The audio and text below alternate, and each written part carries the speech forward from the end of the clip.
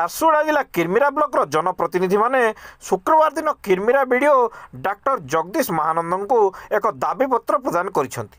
उक्त दाबीपत्र रे block उन्नयनमूलक career bill पैठ और विकासमूलक कार्य को त्वरान्वित करने संबंध में लिखा जाइछि। दीर्घ दिन ब्लॉक समस्त पंचायत रे विकासमूलक कार्य समापन होइथिले मध्य एपर्यंत बिल पैठ न हेबारु अनेक बाधा सृष्टि हेउथिबारु अतिशीघ्र बिल पैठ करने को कहुଯାଇଛି एवं सरकार आसीथिबा उन्नयनमूलक कार्य को सत् विनियोग करने अंचल सरपंच और समिति सभ्य मान ज्ञातसार कार्य करने को दाबी उल्लेख कर बीडीओ दाबीपत्र ग्रहण करी यार समाधान अतिशीघ्र कहिथिले। दाबीपत्र प्रदान रे जिला परिषद सभ्या रीता बाग, सरपंच तपी मरई, मन बाग, प्रियदर्शिनी घुगर, बीणापाणी गड्डिया, समिति सभ्य कृष्णचंद्र प्रधान, बासंती धुरुआंक सह आउ अनेक वरिष्ठ बीजेडी कर्मीगण उपस्थित थिले।